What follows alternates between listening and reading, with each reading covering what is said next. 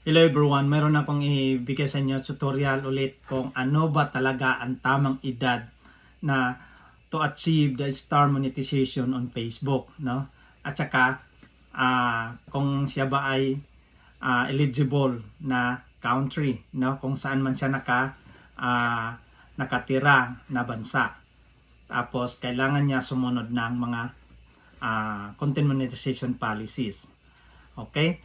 Pero bago tayo mag-proceed sa ating tutorial, pag-share naman itong video na ito para maraming makakaalam na ito pala ang tamang edad na gumamit at maka-achieve ng mga star monetization na on Facebook.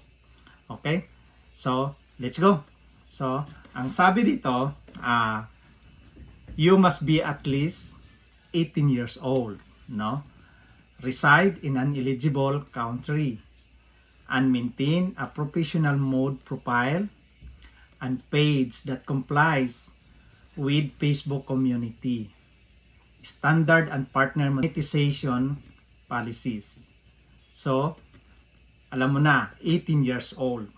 Tapos, nasa eligible country ka, tulad ng Philippines, no?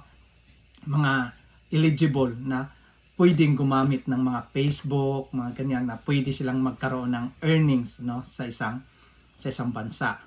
Kaya tinatawag silang eligible. So ngayon alam mo na kung ano ang tamang edad at kung eligible ba siya. Tapos kailangan mo ang professional mode mo profile at saka page, no? Tsaka kailangan mo din sumunod sa kanilang mga community standards and partner monetization policies. Ayan. So ngayon alam mo na. So paki-share naman itong video na to para maraming makakaalam at aware yung mga tao na ay ganito pala ang tamang edad na maka-achieve ng mga ganito. Tapos ipaki-like na din at saka paki-follow kung hindi ka pa nakapollow, no? Okay? Let's go.